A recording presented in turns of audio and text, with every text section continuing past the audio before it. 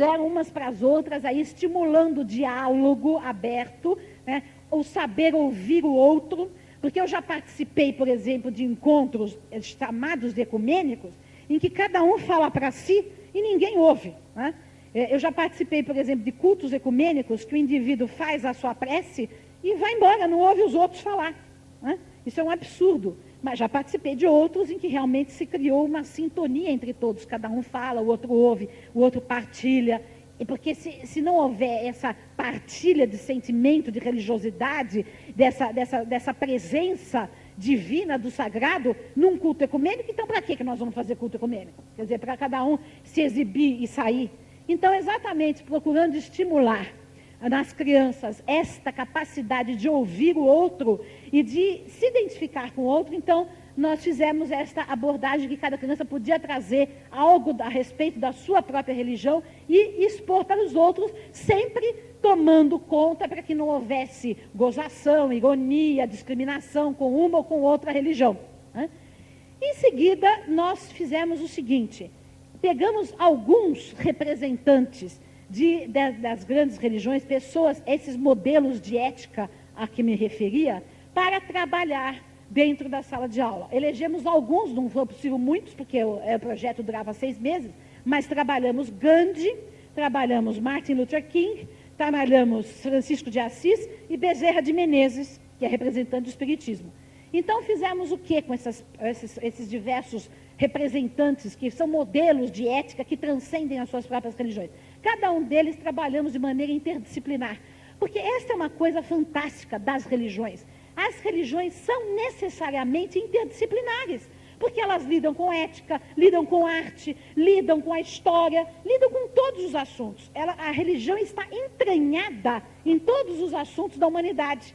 Então, nós podemos, a partir de um projeto de ensino interreligioso, tratar de várias disciplinas. Então, por exemplo, falamos de Gandhi, então vamos contar a história da colonização dos ingleses na Índia, da luta pela libertação, aí falamos do pacifismo, falamos do vegetarianismo que Gandhi propunha, estudamos várias ideias.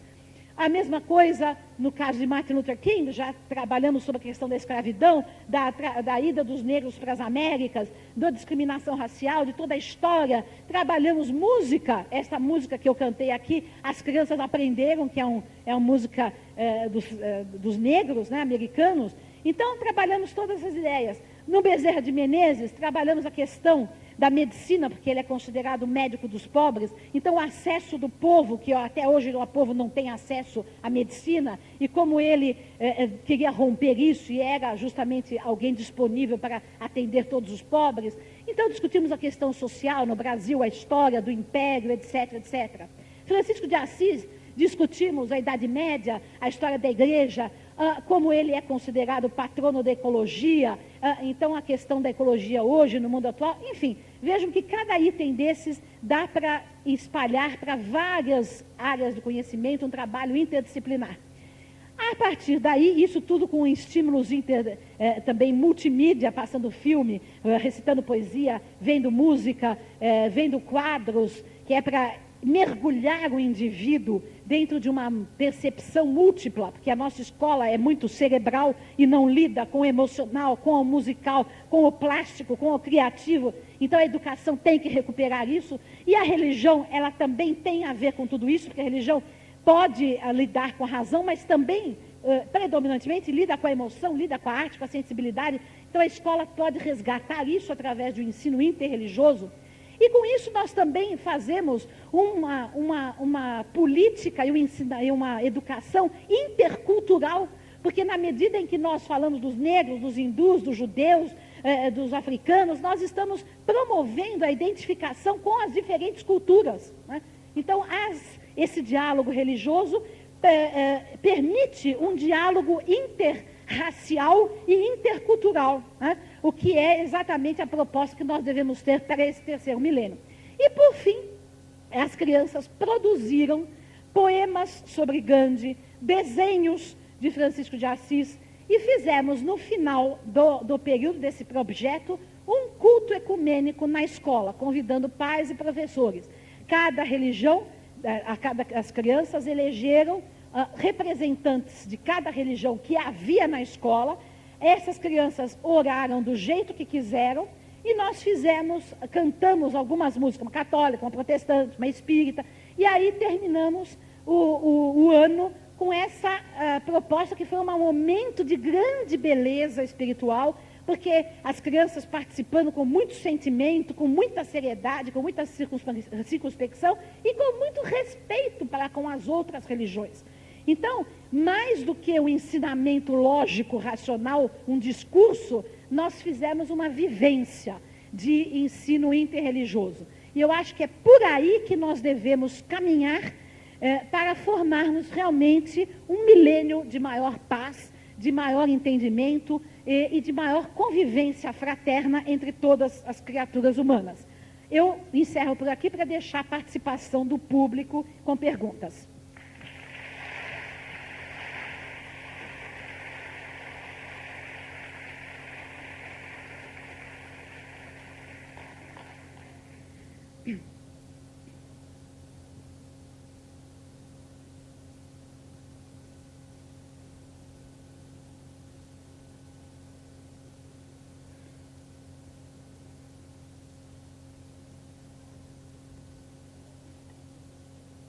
Gente, essa Paraíba faz calor, não? Para uma paulista é difícil, viu? Diga. Boa tarde. Boa tarde. Laura.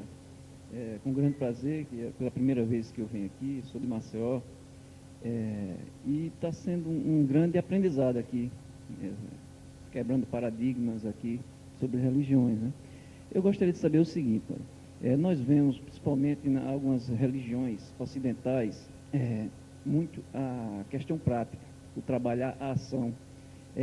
Nas religiões orientais, há não que seja uma introspecção, mas um trabalhar muito do eu interior, através das meditações. Seria possível uma confluência desses dois, por exemplo, no Espiritismo mesmo, dentro do Livro dos Espíritos, que a gente não vê muito, poderia haver essa interação, utilizando-se os pontos positivos das religiões? Eu acho que o Ocidente e o Oriente deram as suas contribuições para a humanidade, né? E nós chegamos no momento de fazer a síntese dessas contribuições. Então, de fato, o Ocidente desenvolveu muito mais a ação, né? Isso teve como consequência a própria constituição da ciência, né, da ciência ocidental, né? A constituição da filosofia, né? A constituição de vários parâmetros da própria tecnologia que nasceu desta ciência ocidental. E, por outro lado, o Oriente desenvolveu muito a intuição, a introspecção, a contemplação, né? Embora isso também é relativo, né? Porque existem correntes de introspecção, de contemplação no Ocidente, assim como existe também uma ciência oriental, né? Dentro da medicina, por exemplo, chinesa, etc. Então, digamos, a grosso modo, podemos dizer que no Ocidente houve um desenvolvimento maior nesse sentido, no Oriente um desenvolvimento maior. Então, nós temos que agora, neste terceiro milênio, conquistar uma síntese. Uma das coisas excitantes que eu acho no nosso momento histórico, e olha que eu não gosto muito desse momento histórico, acho muito conturbado, muito difícil, a gente vive em crise, mas as crises também são aprendizado e, de alguma maneira, existe algo de excitante nesse momento, que é justamente a possibilidade que nós temos hoje em dia de acessar todas as tradições religiosas, filosóficas, coisa que nós não tínhamos antigamente. Então, hoje, você entra numa livraria, você entra na internet, você consegue acessar e ler tudo que já foi feito em termos de espiritualidade no Ocidente, no Oriente. Existem traduções, existem estudos, existem pesquisas. Então, você pode formar uma religiosidade mais universalista, né? Não significa que nós tenhamos que fazer uma salada mística. Eu acho importante cada qual preservar a identidade da própria fé, né? Eu não acredito muito em salada mística, faço um pouquinho daqui, um pouquinho dali, mas é possível e é bom que nós conheçamos tudo que foi feito no mundo em termos de espiritualidade e possamos aproveitar aquilo que grandes personalidades no Ocidente ou no Oriente deram de contribuição ao mundo, né? Então, acho que nesse sentido nós temos que caminhar para uma síntese.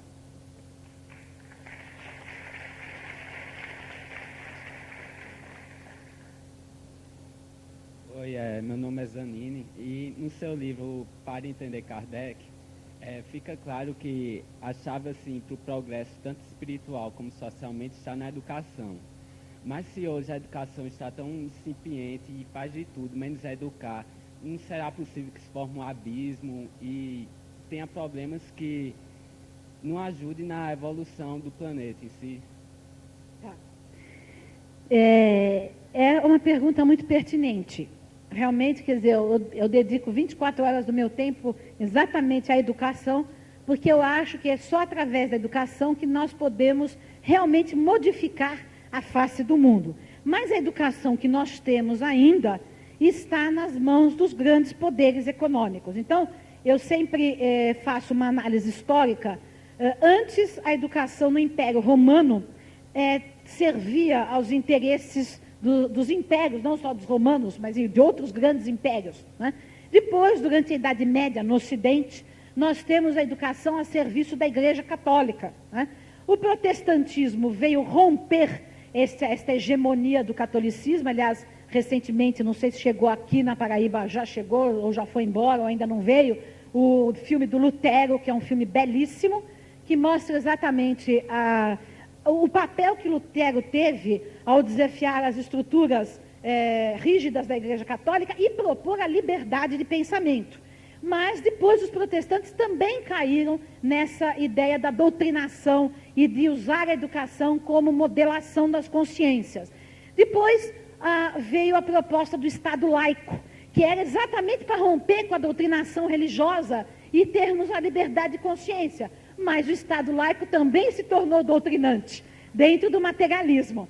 Então, a educação, e também a educação do Estado, sempre servindo aos interesses do próprio Estado. E hoje nós temos a educação servindo a que interesses? Aos interesses do neoliberalismo, do mercado internacional. Então, por exemplo, no Brasil, nós temos mudanças da educação propostas e supervisionadas e impostas pelo Banco Mundial, né? Porque nós dependemos economicamente do Banco Mundial, então nós somos regidos, fora a educação privada, que é regida por interesses capitalistas, por lucro, etc. Então, nós temos que, finalmente, praticar uma educação que sirva aos interesses do ser humano, né? Do indivíduo, da criança, e de um mundo melhor. E é para isso que nós precisamos fazer toda a nossa militância social, política, educacional, religiosa, pedagógica, para podermos estabelecer uma educação de liberdade. E eu considero uma educação de liberdade em que a criança tem acesso a todos os conhecimentos, a todas as ideias, a todas as teorias que já foram feitas. Então, vamos estudar evolucionismo, vamos estudar o criacionismo da Bíblia, vamos estudar os mitos indígenas, vamos estudar os mitos gregos, vamos estudar os mitos africanos, vamos estudar o evolucionismo de Darwin, mas vamos estudar também o evolucionismo espiritualista de Teilhard de Chardin, de Russell Wallace, de Kardec. Então, vamos estudar todas as ideias e deixar que a criança debata, que a criança crie autonomia de pensamento. E não vamos impor uma única ideia, uma única catequese, seja ela católica, protestante, o que for.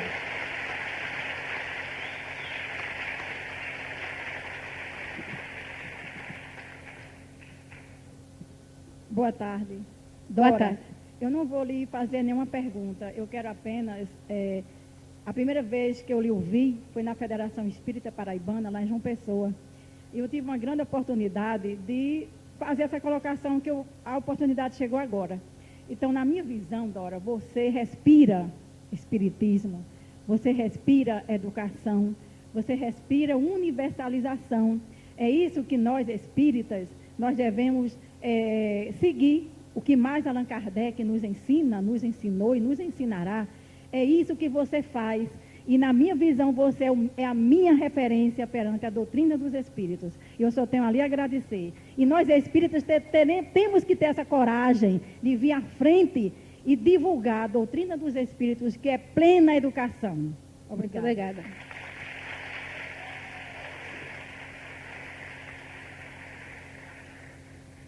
Professora, boa tarde. Boa tarde. Boa tarde a todos.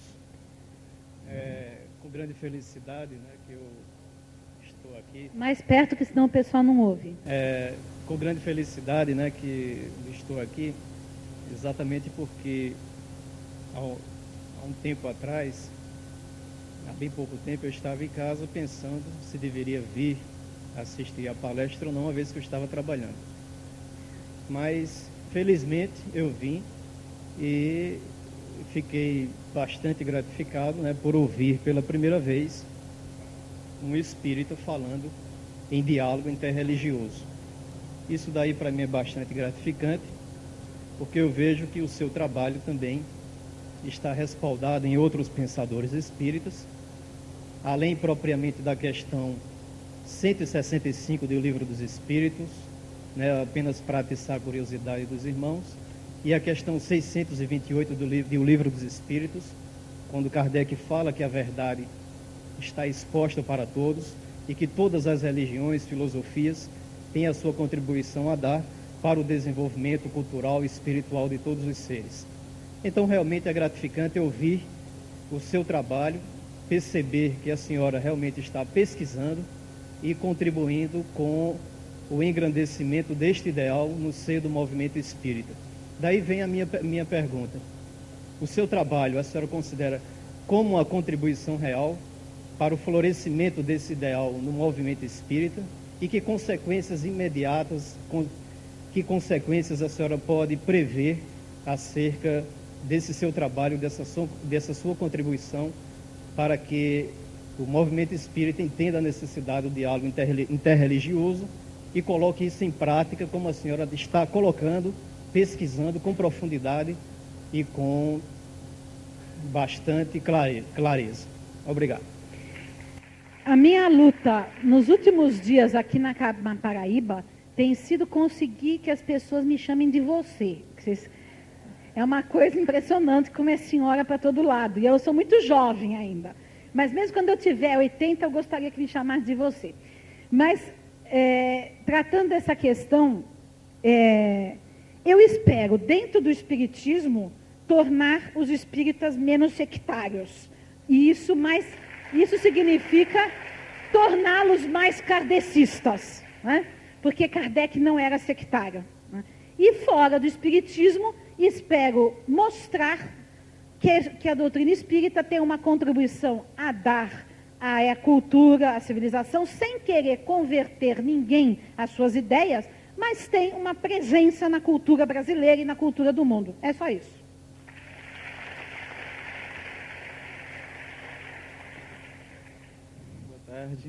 Boa tarde a todos. Primeiro fiquei com medo de vir aqui, meu Deus. Fala mais alto. Levaram um pai aqui, eu tenho que falar direito, né? Aí eu pensei, vou falar sobre sexualidade. Será que tem a ver com religião? Eu pensei, não, é uma coisa muito a ver mesmo. A senhora falou sobre... Senhora não, você. Desculpe, você falou sobre discurso interreligioso, desde a educação, escola, né? A questão de família e escola, se é a extensão da família, né? As questões de sexualidade, por exemplo, o aborto. Eu não estou perguntando a sua opinião sobre o aborto, nem da religião espírita, nem de outra religião. Mas uma moça de religião X que chega a pensar no aborto não pode executá-lo por ser crime, porque as religiões interferem na lei e acaba não aprovando a questão do aborto. Assim como nas escolas a gente aprende desde a alfabetização que família é papai e mamãe. Eu sempre morei com minha tia, então não tenho família. Sempre morei com meu avô, não tenho família.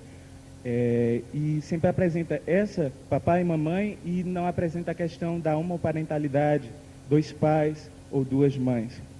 E eu fico vendo que a educação, a escola e a lei estão sendo muito moldadas, não pelas religiões, mas pela uma religião mais presente aqui no Brasil, que seria a católica, né? Então, até que ponto... Bem, vamos desenvolver alguma coisa em cima desse... Tá. Obrigado. Eu vou ter que dizer o seguinte, que as leis de um país se baseiam na cultura de um povo. Então, elas refletem a mentalidade de um povo. Então, isso tudo que você falou não reflete a mentalidade da maior parte da população brasileira. Então, as nossas leis estão de acordo não só com a religião católica, com a maioria das religiões presentes no Brasil, né? Então, a questão do aborto é uma questão que, por exemplo, muitas religiões, não é só o catolicismo, não veem o aborto como algo positivo. O espiritismo é um que também não vê, né? Não é só o catolicismo. Então, eu acho que aí a questão não é só o poder político que as igrejas sempre exercitaram. Também há isso, o poder político que as igrejas tiveram sempre como meio de pressão da legislação. Mas há também a mentalidade do povo. As pessoas que estão legislando são pessoas católicas, protestantes, espíritas, então, que têm a sua visão, que é a visão da maior parte da população, né? Então, eu acho que as leis de um país refletem a mentalidade de um povo. Digamos, aquilo que é considerado hoje como maior vanguarda, né, que seria que aliás, que também eu acho um preconceito dizer isso, quem é contra o aborto é conservador e quem é a favor do aborto é de vanguarda, isso é também uma rotulação injusta, né, que é o que a mídia faz, não corresponde à maior parte da visão do povo brasileiro. Então, eu acho que a gente tem que pensar que não é apenas uma imposição das igrejas, mas é um reflexo da cultura brasileira. Como é que é? A democracia, que eu saiba, é enraizada na mentalidade de um povo, né? Não é impor à maioria a opinião de uma minoria. Tudo bem, a gente pode discutir, negociar, etc. As minorias também têm que ser ouvidas, mas não pode se impor à maioria a ideia de uma minoria também, né? É uma questão muito delicada. Pois não. Boa noite, meu nome é Ednaldo. E essa questão de educação que você falou para a criança, eu acho assim que o princípio, a base é a família. Porque quantas pessoas não tem aqui que têm filhos pequenos e já poderiam cultivar essa tolerância. Eu tenho um exemplo na minha casa, que eu tenho uma filha com 5 anos, e um dia ela chegou, passou diante de um culto evangélico que estava tendo na rua, e ela disse: pai, eu não gosto de crente. Eu digo, eu achei aquilo absurdo, porque ela não tinha idade para ter uma formação, dizer que não gostava de uma coisa. Aí eu fiquei pensando, não, mas você tem que ser tolerante, porque aquelas pessoas que estão fazendo aquilo, acham que estão fazendo algo certo. Então, as pessoas aqui, a maioria, têm filhos, e se a educação for implantada na base, quando ela é criança, mostra na tolerância, o respeito ao afro, ao evangélico, ao católico que faz a sua procissão com a sua santa, a todas as religiões, e deixando a criança ter a liberdade. Ah, meu pai e minha mãe é católica, eu tenho que ser. Não. Você tem liberdade para escolher. E quando crescer, você tem uma formação. Não vai deixar de ser seu filho, nem sua filha. Porque, meu filho é evangélico, então eu vou botar ele para fora de casa. Não. Então, se os pais, que eu acho que são responsáveis pela educação, a primeira educação é a de casa, você não entra na escola para se educar. Entra para ser instruído, mas educar você tem que sair de casa. Então, se o pai, a mãe, dentro da educação que pode implantar isso, melhora muito essa questão da tolerância entre as religiões. Eu acho que é assim. Concordo. Não tenho nada a acrescentar. Pois não. Boa tarde. Boa tarde. É o seguinte, aqui nós todos somos irmãos, né? Parte de Deus, né? Aí tem muitos, assim, na minha parte, na minha opinião, né? Evangélico, acho que tem algum evangélico aqui? Só um evangélico, você, né? Quero saber por que aqui, quando... Pronto, tem um amigo meu, tá entendendo? Ele é meu amigo, vamos supor, é meu amigo, anda comigo. Aí quando ele entra numa igreja de evangélico que se converte, tá entendendo? Ele muda a personalidade comigo, entendeu? Aí eu queria saber por que é que acontece isso. Você é espírita, né? Sou. Você entende de tudo, então eu gostaria de saber o que era isso. Que responsabilidade, hein? Espírita tem que entender tudo, eu, hein? Olha, eu digo o seguinte, eu respeito todas as religiões, inclusive acabei de citar aqui um trabalho que eu fiz, obrigada, interreligioso, em que inclusive nós tratamos de um grande líder evangélico, que é o Martin Luther King, certo? Agora acontece o seguinte, no Brasil, infelizmente, algumas, não todas, algumas igrejas evangélicas estão estabelecendo no Brasil algo que não pertence à nossa cultura, que é a intolerância religiosa, infelizmente. Quer dizer, então, só que eu tenho que dizer o seguinte, primeiro que não são todos os evangélicos, né? Há muitas denominações evangélicas, eu tenho amigos evangélicos de várias denominações que convivem perfeitamente comigo, sendo eu espírita e eles evangélicos. Agora, existem algumas igrejas que estão disseminando a desunião, a intolerância, o fanatismo, e isto é um problema sério pelo seguinte, porque essas igrejas foram importadas dos Estados Unidos, é um modelo americano de religião, que indica uma religião, são igrejas muito voltadas para o comércio, então o interesse em discriminar as outras é justamente para ter mais adeptos, para ganhar mais, né? Eu considero que essas igrejas, elas são um braço da colonização americana no Brasil, né? Porque exatamente elas vêm trazer ao Brasil uma mentalidade que nós brasileiros nunca tivemos. Porque, embora nós tenhamos manchas na história de perseguição aos cultos afro-brasileiros, até de perseguição ao próprio espiritismo, né, nós, de certa maneira, em relação com outros países, praticamos muito mais a tolerância religiosa e o ecumenismo do que outros povos. Então, nós não temos a tradição da intolerância. É um absurdo que esteja se inserindo no Brasil essa tradição através dessas novas igrejas neopentecostais.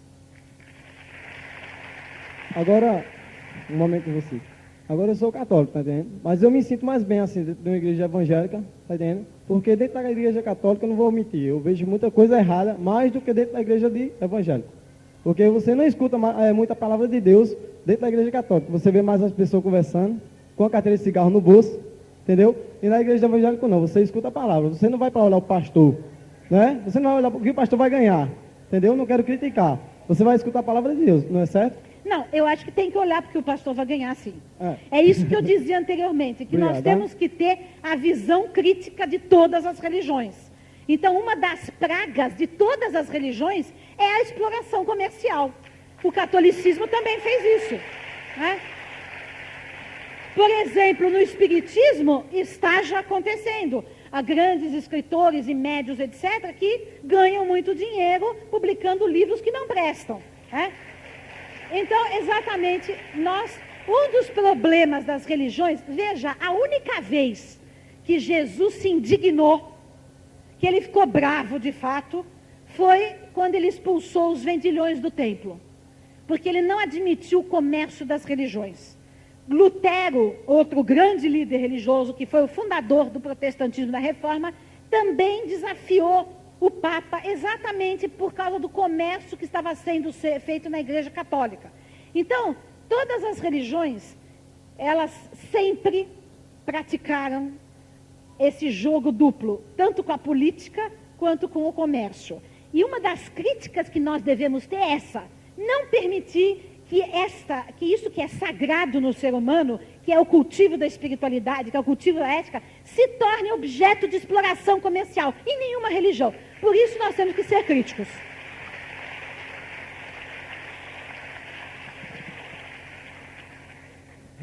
Reginaldo Henrique, eu estava lá em cima, não sei resolveu descer. Consegui chegar aqui. Eu aprendi com o Sai Baba uma frase muito interessante que ele diz que só há uma religião, a religião do amor. E quando eu aprendi isso, quando eu ouvi isso, eu despertei para essa diversidade. E para mim seria muito bonito, muito importante se protestantes e católicos, se espíritas, se judeus, se islâmicos, seja quem for, tivesse essa diversidade que nós temos aqui lá fora. Eu espero um dia ver numa igreja protestante um pastor convidar um padre para celebrarem juntos a palavra. Eu espero um dia o espírita, né, dar essa liberdade para que vá um testemunha de Jeová, seja quem for, para também participar da sua reunião dominical. Eu acho isso maravilhoso. Então, o que eu acho é o seguinte, é que nós não podemos e não devemos esperar mais pelos nossos líderes.